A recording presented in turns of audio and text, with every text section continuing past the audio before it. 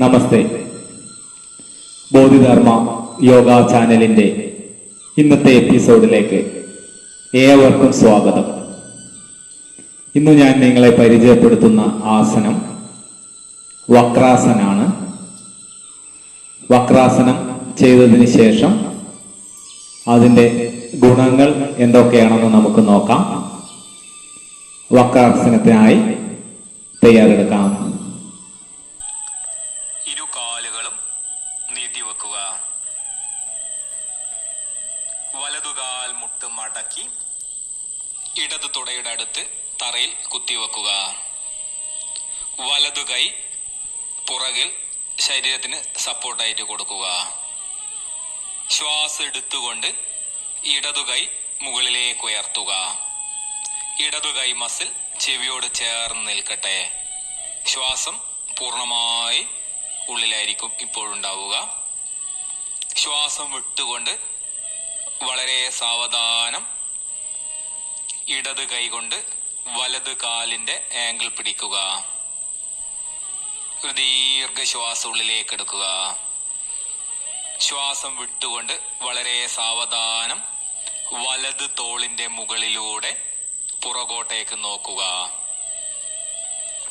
സാധാരണ ശ്വാസം എടുക്കുകയും വിടുകയും ചെയ്യുക. ഒരു ദീർഘശ്വാസം ഉള്ളിലേക്ക് എടുക്കുക.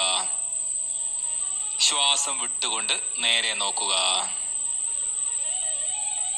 ശ്വാസം എടുത്തുകൊണ്ട് ഇടത് കൈ മുകളിലേക്ക് ഉയർത്തുക. ശ്വാസം വിട്ടുകൊണ്ട് വളരെ സാവധാനം ഇടതു കൈ താഴ്ത്തുക.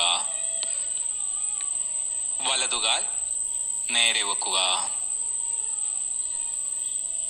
അതേപോലെ ഇടതുകാൽ മുട്ടുമടക്കി വലതു തുടയുടെ താഴെ കുത്തിവെക്കുക.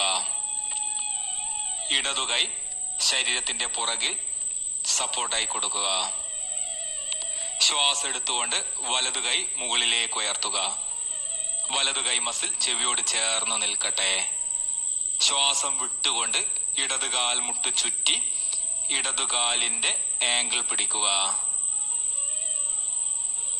ദീർഘശ്വാസം ഉള്ളിലേക്ക് എടുക്കുക.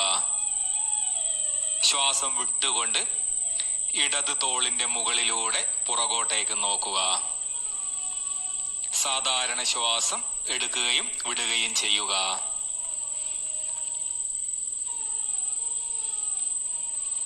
ഒരു ദീർഘശ്വാസം ഉള്ളിലേക്ക് എടുക്കുക. ശ്വാസം വിട്ടുകൊണ്ട് നേരെ നോക്കുക. ശ്വാസം എടുത്തുകൊണ്ട് കൈ നേരെ മുകളിലേക്ക് ഉയർത്തുക. ശ്വാസം വിട്ട് കൈ താഴ്ത്തി കൊണ്ടുവരിക. ഇരു കാലുകളും മുന്നോട്ടേക്ക് നീട്ടി വെക്കുക.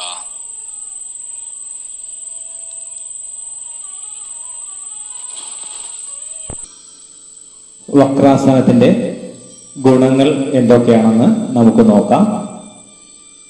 ആന്തരിക അവയവങ്ങൾക്കെല്ലാം ഒരു തഴുകൽ ലഭിക്കാൻ സഹായിക്കുന്ന ആസനാണ്. പ്രത്യേകിച്ച് പാൻക്രിയാസിനെ നന്നായി ആക്റ്റീവാക്കാൻ സഹായിക്കുന്ന ആസനാണ് വക്രാസനം.